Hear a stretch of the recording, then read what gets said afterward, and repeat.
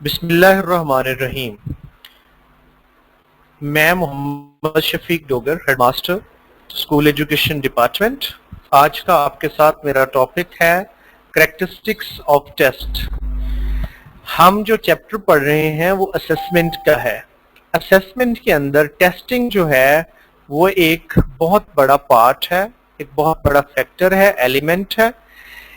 इस टेस्ट की करैक्टरिस्टिक्स कि एक अच्छा टेस्ट जो है, जो एक अच्छे बिहेवियर को, एक अच्छे परफॉर्मेंस को अच्छी तरह से मेजर कर सकता हो, उसके अंदर कौन कौन सी करैक्टरिस्टिक्स होनी चाहिए, हम वेरी ब्रीफली इन करैक्टरिस्टिक्स को आज पढ़ेंगे।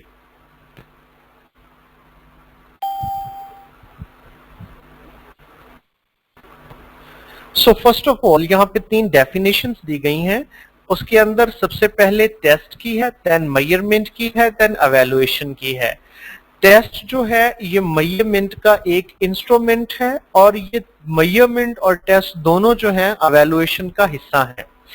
अ test is an instrument or systematic procedure for observing and describing one or more characteristics of a student using either a numerical scale or classification scheme. Test जो है एक instrument है जो एक बड़े ही सिस्टमैटिक अंदाज से स्टूडेंट की परफॉर्मेंस को ऑब्जर्व भी करता है, उसकी करैक्टरिस्टिक्स को ऑब्जर्व भी करता है और डिस्क्राइब भी करता है। या तो वो न्यूमेरिकल फॉर्म में डिस्क्राइब कर देता है या उनकी कुछ खास क्लासिफिकेशन स्कीम जैसे रिक्वायर्ड हो, जो हमारी जरूरत हो उसके मुताबिक वो हमारी परफॉर्मेंस को हमारे सामने ले आता है हमारे स्टूडेंट्स की को। मेजरमेंट और एवेलुएशन के ऊपर हम लास्ट लेक्चर्स में बात कर चुके हैं। So we will proceed towards our other headings now कि एक अच्छे टेस्ट के अंदर कौन सी खूबियां होनी चाहिए, जिनको यहां पर लिखा गया है। सबसे पहले validity, reliability, practicality, administrability, comprehensiveness, objectivity, simplicity and scorability. ये कुछ करैक्टरिस्टिक्स के नाम यहाँ पे रीड आउट कर दिए गए हैं आप लोगों के लिए। अब हम बारी बारी इनको पढ़ते हैं। इनमें से 2 मोस्ट इंपॉर्टेंट जो करैक्टरिस्टिक्स हैं वो हैं वैलिडिटी एंड रिलायबिलिटी, जिनकी को हमने बड़ा कॉम्प्रिहेंसिवली समझना है, जिनके ऊपर हमने बहुत गौर से बात करनी है, उसको डिस्कस करना है और उनके कॉन्सेप्ट्स को अपने माइंड में बिठाना है, क्योंकि यहाँ से इंपॉर्टेंट एमसीक्यूज जो होते हैं वो एक्सपेक्टेड होते हैं as far as our exam is concern. सबसे पहले हम वैलिडिटी की बात करेंगे। सो वैलिडिटी टेस्ट की वो खासियत है जिसको हम कहते हैं कि ये सबसे जरूरी खासियत है। A test is valid if it measures what we want it to measure and nothing else. एक टेस्ट वैलिड कब होगा? एक टेस्ट वैलिड तब होगा जब वो उसी चीज को मेजर करे, उसी चीज को असेस करे जो चीज हम उससे चाहते हैं कि वो असेस करे। फॉर एग्जाम्पल, हमारे पास एक स्केल है, टेस्ट इंस्ट्रूमेंट है, हमारे पास एक स्केल है, वो भी एक इंस्ट्रूमेंट है। हम उससे क्या कर सकते हैं? हम उससे पैमाइश जो है अपने कमरे की, अपने चीजों की, अपने जो है वो टेबल की पैमाइश तो असेस कर सकते हैं, माप कर सकते हैं, मेजर कर सकते हैं, लेकिन उस स्केल के साथ क्या आप टेम्परेचर चेक कर सकते हैं? नहीं कर सकते। अगर आप उसी स्केल को टेम्परेचर चेक करने के लिए, टेम्परेचर मेजर करने के लिए इस्तेमाल करेंगे तो आपका वो स्केल जो है वो वैलिड नहीं रहेगा। जबकि वो स्केल मेजरमेंट जब आप टेबल की करते हैं, किसी चीज की पैमाइश करते हैं, तब वो चीज जो है वो वैलिड होती है। सो एक टेस्ट जो है वो तभी वैलिड होगा जब वो वही चीज मेजर करे जो हम उससे मेजर करने का चाह रहे हैं। फॉर एग्जाम्पल हम जो है इससे चाहते ये हैं, फॉर एग्जाम्पल हम कहते हैं कि हमारा जो टेस्ट जो है वो हम बनाना चाहते हैं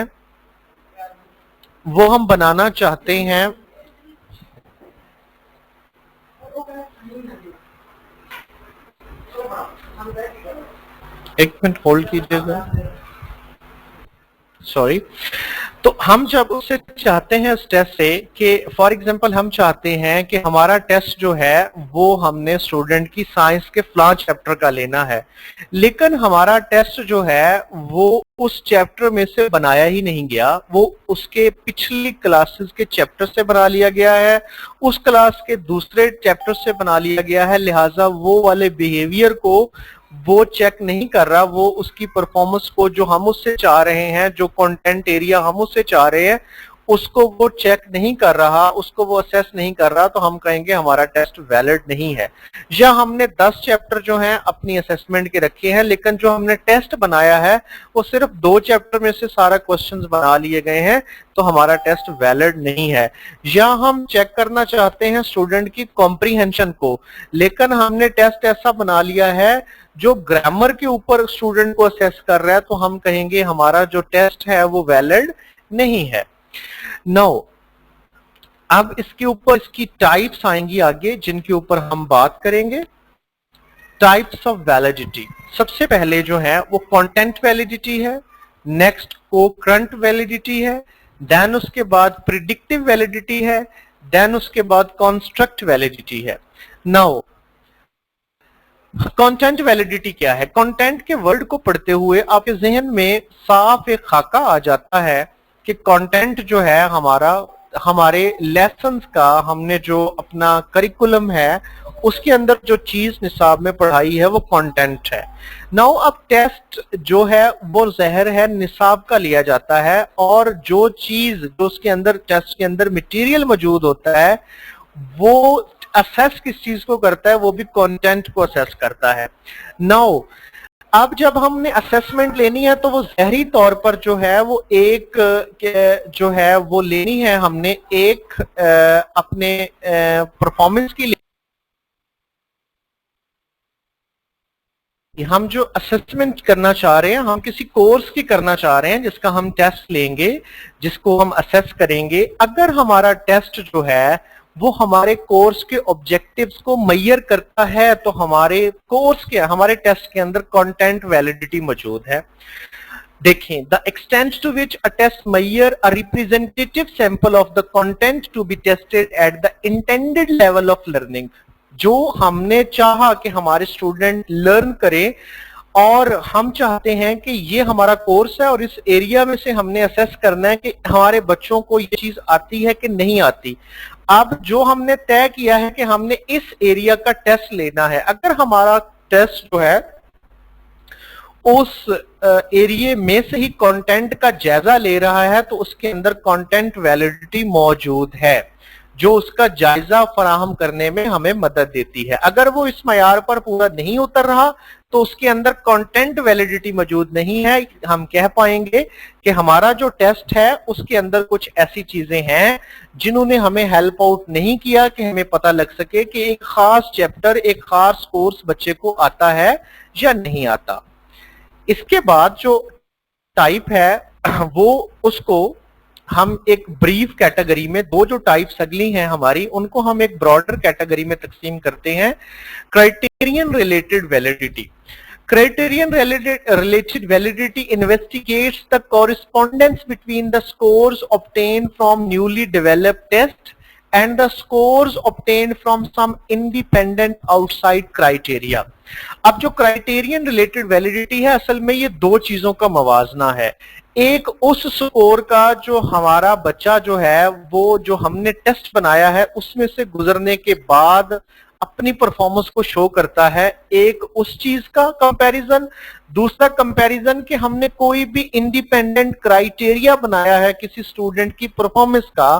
फॉर एग्जांपल हम कहते हैं नौमान अली जो है वो बहुत अच्छा स्टूडेंट है करेक्टर के लिहाज से या मैथ के लिहाज से या किसी भी स्पोर्ट्स के लिहाज से, और हमारा टेस्ट जो है उसकी परफॉर्मेंस को भी वैसे ही शो करता है, तो हम कहेंगे इसके अंदर क्राइटेरियन रिलेटेड वैलिडिटी मौजूद है। अब इसकी आगे आपको समझ आएगी जब आप इसकी दोनों टाइप्स के ऊपर बात करेंगे। ये इसकी आगे जो टाइप्स हैं दो हमारी, को करंट वैलिडिटी और प्रिडिक्टिव वैलिडिटी, असल में ये क्राइटेरियन रिलेटेड वैलिडिटी का हिस्सा है। Correlation between the two test scores, new test with the recognised measure taken at the same time. अब को करंट वैलिडिटी ये है जनाब कि आपने एक बच्चे के बारे में राय कायम की है, आपके पास एक बच्चा है, आपने उसके बारे में एक राय कायम कर रखी है उस्ताद ने कि ये बच्चा जो है इसके अंदर कॉन्फिडेंस बहुत अच्छा है, ठीक है, इसकी कॉम्प्रिहेंशन बहुत अच्छी है। अब जब आपने उस बच्चे का कुछ टेस्ट लिया है, कुछ जायजा लिया है, अगर उसके अंदर भी टीचर की जानिब से की गई वैलिडिटी जो है वो टीचर की जानिब से बताई जाने वाली उसकी कैरेक्टरिस्टिक्स उसी के तरह के सामने आती है, तो आप उसको कहते हैं कि इसके अंदर जो है वो को करंट वैलिडिटी जो है वो मौजूद है। नाउ अब इसके साथ ही आगे जो है वो प्रिडिक्टिव वैलिडिटी है, ये भी इसी तरह है, ये बिल्कुल इसके साथ रिलेट करती है। Now comparison correlation of student score with the criterion taken at a later time. वो वाली वो जो चीज थी कोकरेंट वैलिडिटी, उसमें ये था कि उस्ताद या कोई आउटर सोर्स पहले प्रिडिक्ट करता है कि इस बच्चे के अंदर ये खासियत मौजूद है, ये टैलेंट या ये इसके ऊपर इसको इस चीज के ऊपर कमांड मौजूद है, जबकि हमारा टेस्ट बाद में जाके उसके बिहेवियर को मेजर करता है। जब वो दोनों के रिजल्ट्स आपस में कोरिलेट करते हैं, आपस में हम-आहंगी शो करते हैं, बिल्कुल आइडेंटिकल नहीं कि बिल्कुल वैसा ही हो, करीब तरीन शो करते हैं, तो हम कहते हैं कि इनके अंदर को करंट वैलिडिटी मौजूद है हमारे टेस्ट के अंदर। जबकि प्रिडिक्टिव वैलिडिटी ये है कि ये ऑन द लेटर स्टेज जो है ना जी शो करता है। अब आप फॉर एग्जाम्पल हम ये कहते हैं कि एक बच्चा जो है वो स्कूल के टेस्टों के दौरान उसने बहुत अच्छी परफॉर्मेंस शो की है। अब हमारे कॉलेज के टेस्ट जो हैं वो उसकी कारकर्दगी को वैसा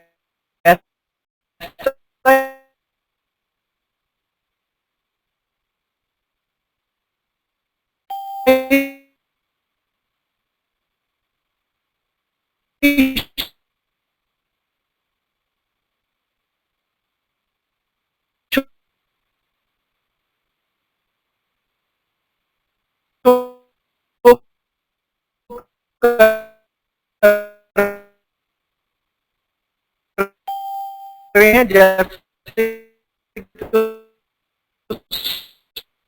स्कूल के अंदर किए थे, मैट्रिक के अंदर किए थे।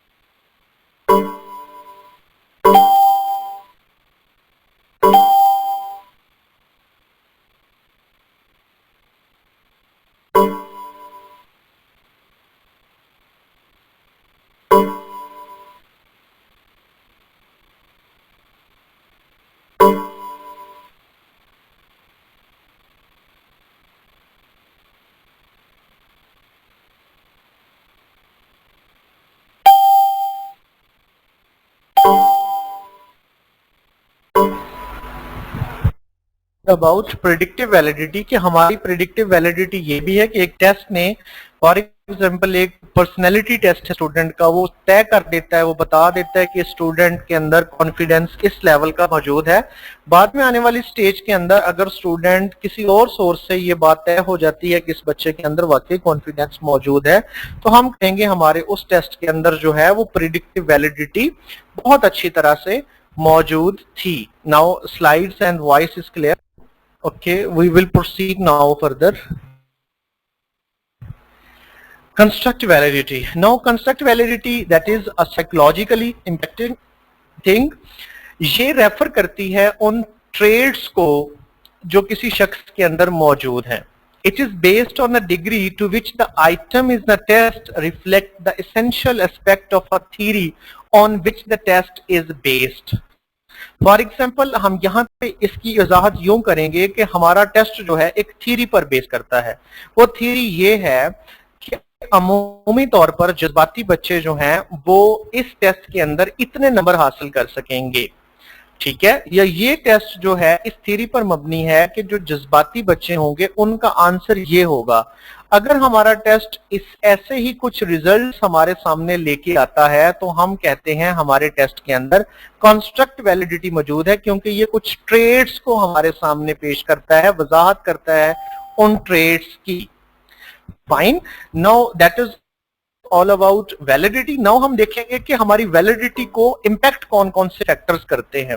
वैलिडिटी अगेन वही है कि दोबारा से हम इस चीज को देखते हैं कि वैलिडिटी क्या है, कि अगर हमारा टेस्ट जो है उसी चीज को मैयर करता है, असेस करता है जो हम चाहते हैं कि ये मैयर या असेस करे, तो हमारा टेस्ट वैलिड होता है, अदरवाइज ये अनवैलिड होता है। तो इस वैलिडिटी के ऊपर कुछ फैक्टर्स हैं जो इंपैक्ट करते हैं। अब वो कौन से हैं? डायरेक्शंस इंपैक्ट करती हैं जी। अगर क्लियर और सिंपल इंस्ट्रक्शंस ना दी गई हों, डायरेक्शंस ना दी गई हों टेस्ट के अंदर, तो ये एम्बिग्युइटी का बायस बनती हैं, स्टूडेंट्स को कंफ्यूज कर देती हैं। समटाइम्स ऐसा होता है कि स्टूडेंट को जवाब का पता लग रहा है, जवाब उसको आता है, लेकिन वो लैंग्वेज की वजह से, डायरेक्शंस की वजह से या किसी और मसले की बिना पर जो हमारे टेस्ट के अंदर कमी पाई गई उसकी वजह से वो कंफ्यूज हो जाता है और उसका सही बिहेवियर, उसकी सही परफॉर्मेंस हमारे सामने नहीं आ पाती। Difficulty level of the test also affects it. अगर टेस्ट बहुत ज्यादा इजी होगा तो ये भी हो सकता है कि जिस स्टूडेंट को आंसर नहीं आते या जिसने स्कूल के अंदर क्लासेस ठीक तरह से अटेंड नहीं भी की, उसकी परफॉर्मेंस भी अच्छी हो सकती है इस टेस्ट के अंदर। अगर ये बहुत ज्यादा डिफिकल्ट होगा तो ये इसके उल्ट भी, जैसे मैंने अभी कहा, उसके उल्ट भी नताइज का हमारे सामने ला सकता है। इसी तरह structure of the items also affect validity. जब पुअरली कंस्ट्रक्टेड आइटम होंगे, एम्बिगुअस आइटम होंगे, तो वो इनवैलिडिटी की तरफ लेके जाएंगे। जब हमारे जो स्टेम हैं वो अच्छे तरीके से नहीं बने होंगे, हमारे ऑप्शंस अच्छे तरीके से नहीं बने होंगे, हमारे डिस्ट्रैक्टर्स अच्छे तरीके से नहीं बने होंगे, चार ऐसे जवाबात में से एक जवाब बिल्कुल अलग है जो दुरुस्त है और दूसरे दो तीन ऑप्शन हैं वो बिल्कुल बच्चे को डिस्टर्ब नहीं कर रहे हैं, तो फिर हमारे लिए ये तय करना मुश्किल हो जाएगा कि जिस बच्चे ने सही जवाब दिया है क्या उस स्टेम ने वाकई ही उसकी सलाहियत को चैलेंज किया था कि नहीं किया था, क्या वाकई उसको वो चीज आती है या नहीं आती। Arrangement of items and correct responses, starting with easiest item and ending with the difficult ones. Arranging item responses randomly, not based on an identifiable pattern. अगर हम जवाब यूं ही कर देंगे A, B, B, B and C, तो ये यहाँ पे गेस का एलिमेंट आ जाएगा। यहाँ पर जो है फिर हमारा जो रिस्पॉन्सेज हैं स्टूडेंट्स के वो तय नहीं कर पाएंगे कि इनको कुछ आता है या नहीं आता।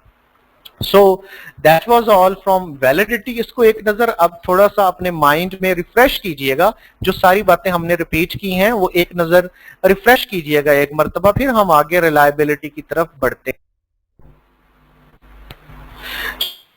अब हम रिलायबिलिटी के ऊपर बात करते हैं। एक टेस्ट जो है ये तब रिलायबल होता है जब ये कॉन्सिस्टेंटली जो है वो सेम रिजल्ट हमारे सामने लेके आए।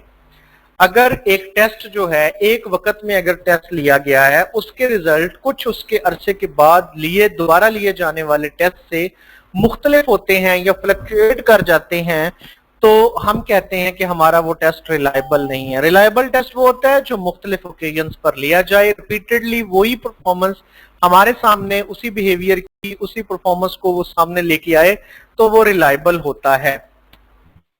सो रिलायबिलिटी को चेक करने के लिए बहुत सारे जो प्रोसेसेस हैं हमारे पास मौजूद हैं, बहुत सारे तरीके हमारे पास मौजूद हैं। उनमें से हम कुछ तरीकों के ऊपर यहाँ पर आज बात करेंगे। सबसे पहले हमारे पास जो तरीका मौजूद है वो टेस्ट रीटेस्ट रिलायबिलिटी का मौजूद है। रिलायबिलिटी किस तरीके के साथ हम पहले चेक करने जा रहे हैं? टेस्ट रीटेस्ट के जरिए। हम कहते हैं कि हमने एक पर्टिकुलर स्टूडेंट्स के ग्रुप को एक दफा टेस्ट लिया, फिर कुछ अरसे के बाद हमने उनका टेस्ट फिर से लिया, तो अगर दोनों टेस्ट के दरमियान होने वाले स्कोर्स के अंदर कोरिलेशन पाया जाता है, बिल्कुल वैसे बेशक ना हो लेकिन कोरिलेशन पाया जाए, तो हम कहते हैं हमारे टेस्ट के अंदर जो है वो रिलायबिलिटी मौजूद है। और ये हम कौन सी रिलायबिलिटी कहेंगे कि इस टेस्ट के अंदर टेस्ट रीटेस्ट रिलायबिलिटी मौजूद है। जो है यहाँ पर जो है इसको यहाँ पर एक इसके जरिए मैयर बताया भी गया कि ये आपने टेस्ट एक दफा लिया, फिर कुछ अर्सा छोड़ने के बाद फिर आपने टेस्ट लिया, लेकिन स्टूडेंट की परफॉर्मेंस सेम ही रहती है, तो ये अगर ऐसी रहेगी तो हम कहेंगे इसके अंदर टेस्ट और रीटेस्ट रिलायबिलिटी मौजूद है।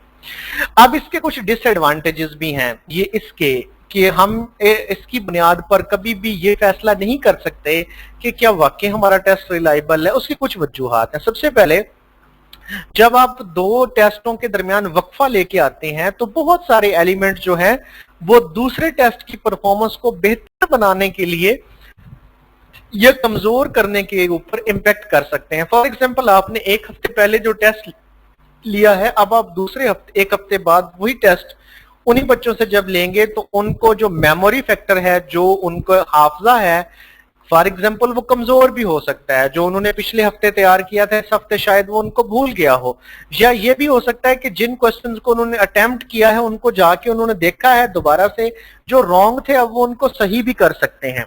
तीसरे नंबर पर यह है कि कोई बच्चा शायद पिछली दफा अच्छी सेहत एंजॉय कर रहा है, इस दफा उसकी सेहत अच्छी नहीं है, वो प्रेजेंट सही तौर पर मेंटली नहीं है, तो दोनों स्कोर्स रिलेट नहीं कर पाते। तो ये वाली चीजें जो हैं we have to keep in mind कि टेस्ट और रीटेस्ट रिलायबिलिटी के अंदर ये वाले डिसएडवांटेजेस मौजूद हैं। Parallel form reliability. नाउ ये जो पैरेलल फॉर्म रिलायबिलिटी है, ये एक तरह से रिलायबिलिटी को चेक करने का एक और तरीका है। Two similar or parallel forms of same test are administered to group of examinees just once। आप दो पैरेलल फॉर्म्स बनाते हैं टेस्ट की, दोनों के अंदर क्वेश्चंस की तादाद, क्वेश्चंस का लेवल, क्वेश्चंस का अंदाज एक जैसा होता है, लेकिन वो एक नहीं होते।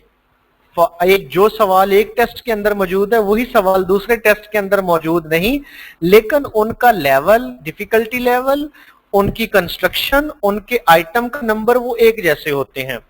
The two form of the test should be the same, sub test should also be the same. ये सब टेस्ट वाला कॉन्सेप्ट मैं अभी थोड़ी देर बाद आपको एलेबोरेट करता हूं। अब आप इनको कंस्ट्रक्ट करते हैं, अब आप आपने इसको कंस्ट्रक्ट कर दिया टेस्ट को।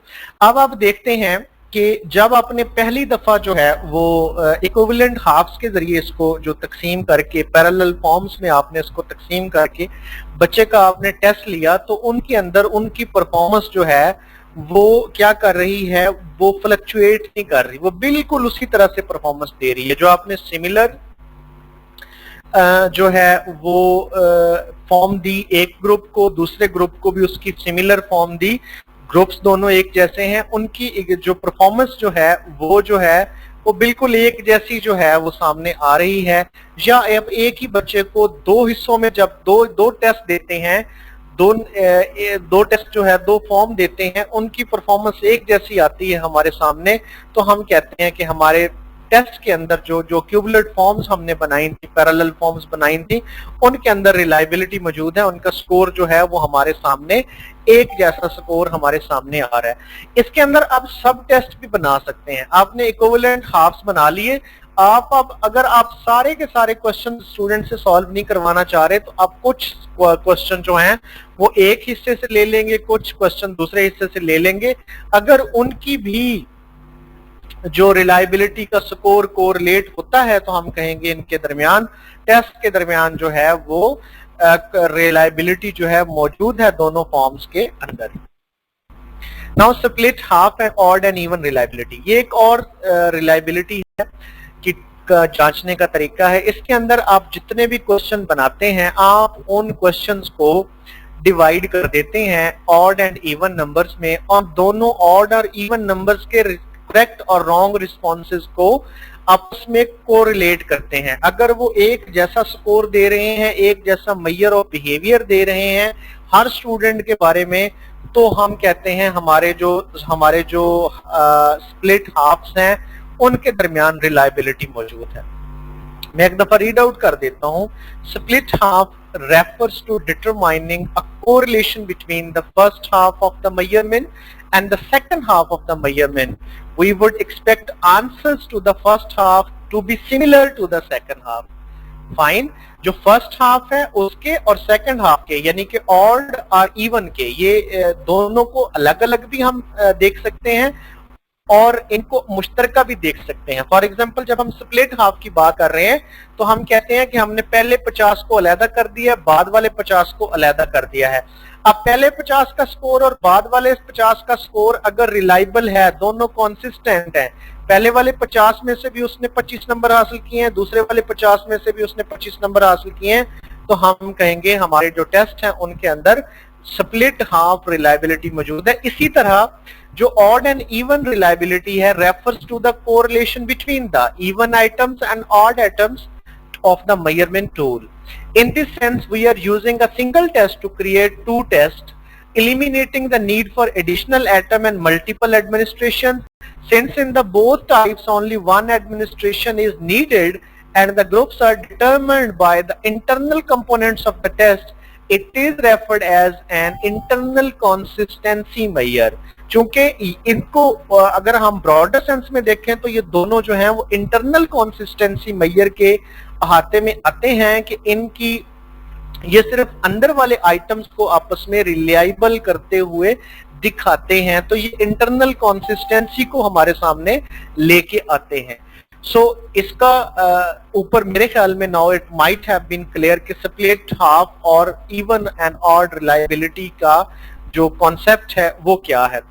इसके लिए हमें रिलायबिलिटी के कॉन्सेप्ट को मद्देनजर रखना है। रिलायबिलिटी का कॉन्सेप्ट जो है वो सिंपली क्या है, वो सिंपली यही है कि आप जो है वो एक टेस्ट जो है वो बार बार अगर एक ही तरह का स्कोर, एक ही तरह का जायजा हमारे सामने कॉन्सिस्टेंटली अगर रिपीटेडली फॉर्म में वो लिया जाए वो देता है तो वो हमारा रिलायबल है। और ये उसके तरीके हैं, ये उसकी टाइप्स हैं उस रिलायबिलिटी को जानने की। ये वो स्प्लिट हाफ रिलायबिलिटी का थोड़ा सा डायग्राफिकल रिप्रेजेंटेशन है। ये एक और स्प्लिट हाफ ही से रिलेटेड एक फॉर्मूला जो है वो स्पेयरमैन ब्राउन ने पेश किया था, उसको हम इसकी प्रोफेसी का नाम देते हैं।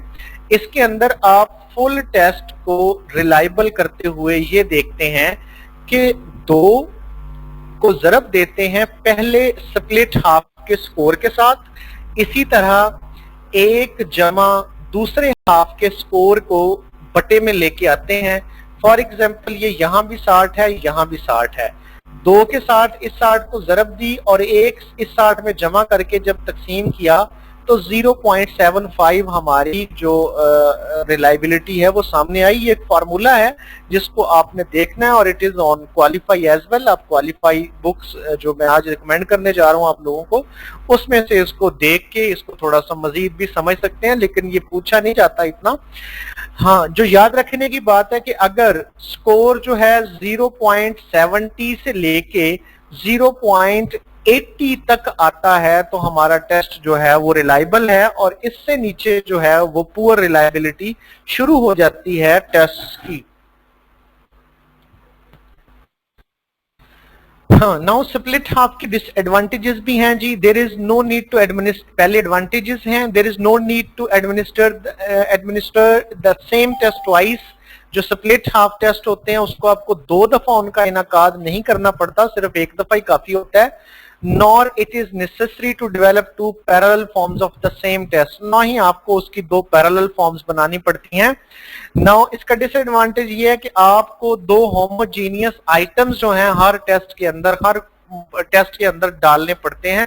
हर एक क्वेश्चन जो है उसके दो पैरेलल होमोजेनियस होंगे, एक ऑड में आएगा और एक इवन में आएगा, या एक ऊपर वाले हिस्से में आएगा और एक नीचे वाले हिस्से में आएगा। अब कहते हैं कि मेथड कौन सा इस्तेमाल किया जाना चाहिए रिलायबिलिटी को परखने का, तो इसका सिंपली जवाब ये है कि रिलायबिलिटी को परखने का जो हर एक टाइप है उसके अपने एडवांटेजेस हैं, अपने डिसएडवांटेजेस हैं। मौका हमें बताता है कि कौन सा जो मेथड है वो रिलायबिलिटी को परखने के लिए इस्तेमाल किया जाना चाहिए। अब वो फैक्टर्स जो रिलायबिलिटी को इंपैक्ट कर सकते हैं, फॉर एग्जांपल एक दफा जो टेस्ट लिया और दूसरी दफा जो टेस्ट लिया, उनके दरमियान स्कोर्स को फ्लक्चुएट करने की वजह कौन कौन से फैक्टर्स बन सकते हैं। To have a reliability estimate, one or two sets of scores should be obtained from the same group of testees.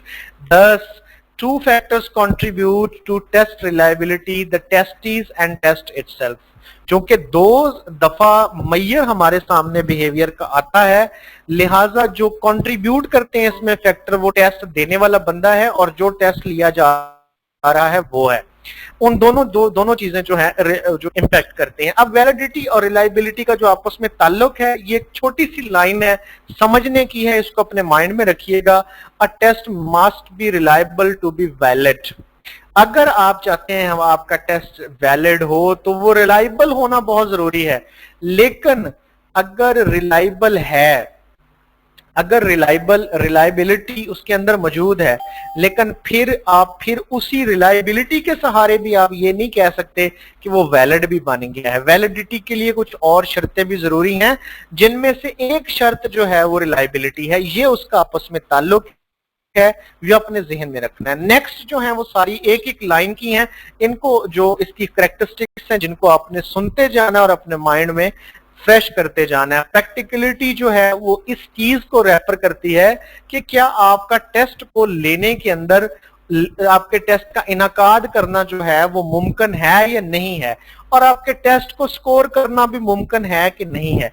कहीं ऐसा तो नहीं है कि आपका टेस्ट इतनी देर का है कि वो आपके स्कूल में, आपके यूनिवर्सिटी में, आपकी जहां भी आप उस टेस्ट को कंडक्ट करने चाह रहे हैं वहां पे वो हो ही नहीं सकता है।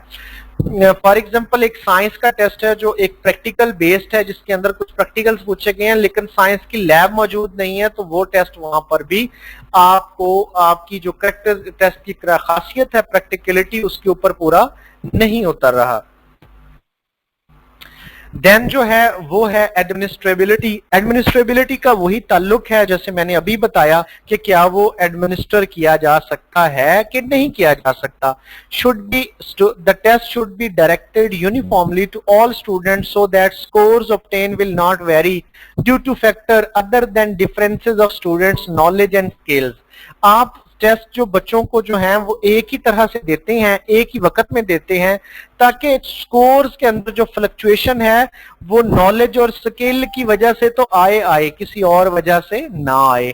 There should a clear provision of instructions for the student and one who will check the test. इसके अंदर टेस्ट के अंदर स्टूडेंट्स के लिए भी और जो एग्जामिनर है उसके अंदर भी क्लियर इंस्ट्रक्शन मौजूद होनी चाहिए कि टेस्ट सॉल्व कैसे करना है और चेक कैसे करना है।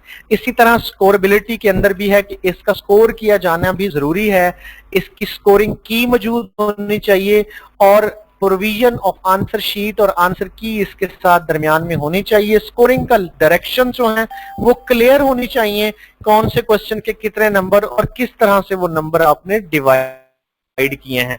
कॉम्प्रिहेंसिवनेस होनी चाहिए। A test is said to have comprehensiveness if it encompasses all aspects of a particular subject of study। अगर उसके सब्जेक्ट ऑफ के खास सब्जेक्ट ऑफ स्टडी के तमाम एस्पेक्ट्स का अगर वो अहाता करता है तो उसके अंदर एक जामियत है, उसके अंदर जामेपन है, उसके अंदर कॉम्प्रिहेंसिवनेस है। एक जो टेस्ट है, एक मेयारी टेस्ट है, उसके अंदर कॉम्प्रिहेंसिवनेस होनी चाहिए, लैंग्वेज भी उसी सब्जेक्ट की होनी चाहिए, टर्मिनोलॉजी भी उसी सब्जेक्ट की होनी चाहिए और उस सब्जेक्ट के वो मुख्तलिफ पहलुओं का अहाता करता हुआ नजर आना चाहिए, ना कि उस सब्जेक्ट के किसी एक पहलू के गिर्द घूमे। Simplicity. A test is said to be very simple if it is easy to understand along with the instruction and other details. आपका टेस्ट सिंपल होना चाहिए और सिंपल टेस्ट वो होता है जो आसानी से समझ आ जा सके और उसकी इंस्ट्रक्शंस वाज़ेह हो और डिटेल के साथ दी गई नहीं हो। इसी तरह एक पहलू ऑब्जेक्टिविटी भी है। ऑब्जेक्टिविटी का मतलब यह है कि आपका टेस्ट ऑब्जेक्टिव होना चाहिए।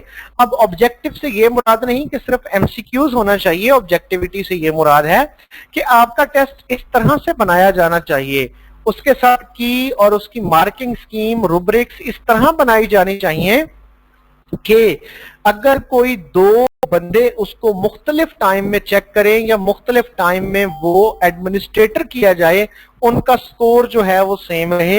एग्जामिनर का मूड या टेस्टी का मूड उसके ऊपर इम्पैक्ट या इन्फ्लुएंस ना कर सके और ना ही इसके अंदर कोई पर्सनल प्रिजुडिस मौजूद हो जो किसी एग्जामिनर की फीलिंग्स को हर्ट करे या फेवर दे। फॉर एग्जांपल, जैसे मजहबी इस्लामियात के अंदर कुछ सवाल ऐसे पूछे जाते हैं जिससे एक खास तबका जो है वो उसका एक ऐसा जवाब एक्सपेक्ट कर रहा होता है जो उनके मालूमात या उनके अकायद के मुताबिक है। अब अगर एग्जामिनर जो है वो अहले हदीस है, सुन्नी है, और अगर आगे पेपर में जो मटेरियल सामने लेके आया जा रहा है स्टूडेंट की तरफ से आंसर में वो उसके अकायद के खिलाफ है, तो वो शायद उसके लिए वो प्रेजुडिस सामने ले आए और वो उसके मार्क्स स्कीम पर इम्पैक्ट कर सके। सो ऑब्जेक्टिविटी का ये मतलब है हमारे सामने। कुछ अदर फैक्टर्स भी हैं। अगर टेस्ट बहुत ज्यादा लंबा होगा, उसकी टाइमिंग जो है वो सही एडजस्ट नहीं होगी और आइटम जो है वो बहुत ज्यादा आसान या बहुत ज्यादा मुश्किल होंगे, तो वो भी हमारे टेस्ट के ऊपर इम्पैक्ट करते हैं। इसकी एक करेक्टरिस्टिक के सामने एक करेक्टरिस्टिक को जाहिर करते हैं, एक करेक्टरिस्टिक को जो है वो पेश करते हैं कि इसकी एक करेक्टरिस्टिक ये भी है कि टेस्ट ना तो लंबा हो ज्यादा और इसकी टाइम मैनेजमेंट ठीक हो और आइटम की डिफिकल्टी जो है वो मीडियोकर स्टूडेंट्स के लिए भी उसके अंदर मौजूद होनी चाहिए। कुछ सवालात कुछ बहुत अच्छे स्टूडेंट्स के लिए भी मौजूद होने चाहिए। So that was all about the characteristics of